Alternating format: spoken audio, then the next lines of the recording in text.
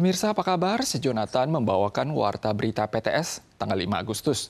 Taiwan segera memasuki struktur masyarakat lansia. Ditambah dengan faktor penurunan tingkat natalitas dan jumlah anggota keluarga, hal ini turut memicu terjadinya kasus penyiksaan lansia dari waktu ke waktu.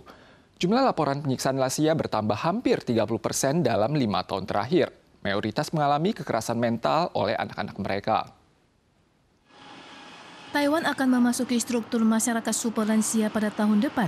Tingkat natalitas yang semakin menurun juga berimbas pada angka pelecehan lansia yang terus meningkat. Menurut statistik Kementerian Kesehatan dan Kesejahteraan atau MOHW, jumlah kasus pelecehan lansia meningkat sebanyak 30% dalam 5 tahun terakhir dari 17.000 kasus pada 2019 menjadi 22.000 kasus pada tahun lalu dan sebagian besar pelaku adalah anak-anak lansia sendiri.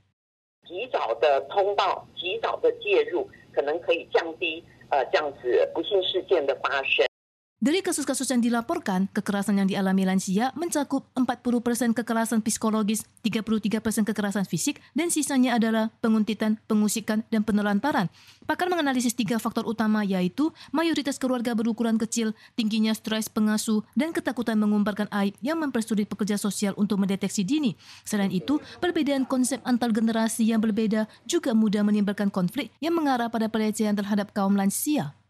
照顾者要有自我觉察的这种意识哈，然后但是呢，长辈也要开始有个观念，就是怎么样开始对照顾者说谢谢，然后要更温柔的去对待照顾者。 Asosiasi Pengasuh Rumah Tangga Taiwan atau TAFC mengimbau para pengasuh untuk bersiap secara mental sebelum memasuki ranah pelawatan. Selain itu, juga harus segera mencari bantuan dari luar dan beristirahat jika merasakan tekanan besar agar hubungan antara pengasuh dan orang yang diasuh dapat terjalin dengan baik. Atlet bulu tangkis Taiwan, Liang dan Wang Qilin berhasil menyisihkan pasangan Tiongkok dalam babak final kejuaraan bulu tangkis ganda putra kemarin dan mempersembahkan medali emas pertama untuk Taiwan, sekaligus mencetak rekor baru lewat keunggulan 2 kali berturut-turut dalam sejarah Olimpiade. Namun dalam beberapa hari terakhir juga terjadi serangkaian insiden di mana penggemar Taiwan yang memegang poster berisi pesan semangat dan peta Taiwan direbut oleh pria Tiongkok atau dirampas secara paksa oleh pihak staf.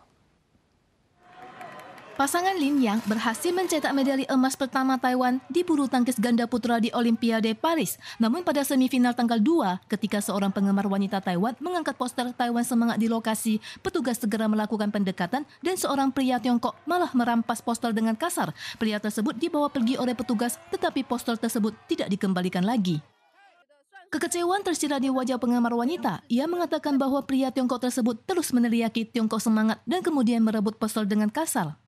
就有一位身穿粉红衣的男子挡在我面前，当着海报。后来我躲到旁边，就是有空位，然后后面他就来把我的海报抢走了。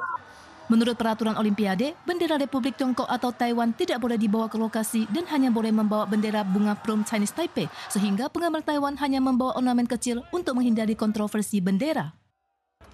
Beberapa pendukung pasangan Lin Yang yang memegang handuk Olimpiade bertuliskan Taiwan yang dicetak dalam bahasa Inggris juga diambil paksa oleh petugas di tengah cemoohan penggemar lain. 外交部强烈谴责恶意人士在奥运会中蛮横抢夺我国人手中台湾加油图样标语的粗暴卑劣手段。该暴力行径不但毫无教养可言，而且严重违反奥运所代表的文明精神。 Banyak orang berkumpul di TMS untuk menonton pertandingan pada tadi malam. Selain memberikan semangat, juga memberikan selamat kepada mereka atas 2 kemenangan berturut-turut dalam sejarah pertandingan bulu tangkis ganda putra.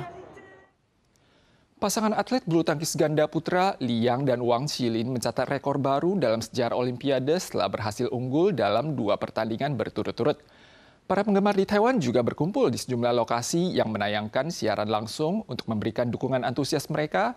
Kinmen dan Taipei, selaku kampung halaman kedua atlet tersebut, turut meluncurkan sejumlah acara perayaan. Ribuan orang berkumpul dalam gedung olahraga untuk menyaksikan pertandingan babak final atlet kelahiran Kinmen, Liang. Pihak Pemkab juga menyediakan 10 botol arak Kinmen sebagai undian dan memberikan bonus $5,5 juta kepada Liang. Pasangan Lin Yang mencatat rekor baru setelah unggul dalam 12 babak pertandingan Olimpiade berturut-turut dan meraih prestasi dalam sejarah Olimpiade kejuaraan bulu tangkis ganda putra. Presiden Lai Ching-te mengirim ucapan selamatnya. Pemkot Taipei juga mengumumkan akses gratis pada pusat kebugaran dan kolam renang di ke-12 gedung olahraga setempat. Diskon 50% juga berlaku saat naik kereta gantung Maokong pada Jumat ini. Permukaan tanah pada Kabupaten Hualien mengalami pergeseran posisi pasca gempa 3 April. Menurut perbandingan data sebelum dan sesudah gempa, pergeseran horizontal pada kantor pengelola area wisata alam pesisir pantai timur mencapai maksimal 32,7 cm. Sementara stasiun Solfong mengalami kenaikan tertinggi sebanyak 39,3 cm. Gempa 3 April bukan cuma menyebabkan bencana parah di Hualien, namun permukaan tanah setempat juga mengalami perubahan. Menurut data Pusat Pemetaan dan Survei Lahan Nasional, dibandingkan semalam sebelum gempa, pergeseran horizontal pada kantor pengelola area wisata alam pesisir pantai timur mencapai 32,7 cm. Dan posisi stasiun Solfong naik 39,3 cm. Pakar menyampaikan, gempa kuat mudah memicu pergeseran atau kenaikan pada permukaan tanah. Warga diimbau memeriksa apakah ada pergeseran pada pipa bawah tanah. Cuaca akhir-akhir ini sangat panas, namun sebagian besar waktu menunggu lampu merah di kota Taichung melampaui 90 detik. Waktu menunggu terlama di lampu merah persimpangan Taiwan Boulevard dan Minchie Road bahkan mencapai hampir 3 menit. Khawatir dapat menyebabkan resiko serangan hawa panas, banyak warga berharap agar durasinya dapat dipersingkat. Pengendara sepeda motor harus selalu menahan teriknya matahari saat menunggu lampu merah, terutama jika helm yang digunakan kedap udara sambil menunggu lampu merah selama hampir 3 menit membuat para pengendara merasa tersiksa. Ini adalah Taiwan Boulevard yang merupakan persimpangan besar dengan volume lalu lintas yang padat sehingga waktu lampu merah di sini juga lebih lama, yang terpanjang mencapai 162 detik. Menjawab harapan pengendara motor dan pejalan kaki untuk memperpendek waktu tunggu, Dinas Lalu Lintas Kota akan melakukan pembahasan penangganan. Suhu terus meningkat. Menurut statistik MOHW, jumlah pasien yang berobat karena cedera panas mencapai 1.189 orang pada bulan Juli, jauh lebih tinggi dari tahun lalu yang sebanyak 887 orang. 血液循环不好，脑部就会充血量不够就会晕倒。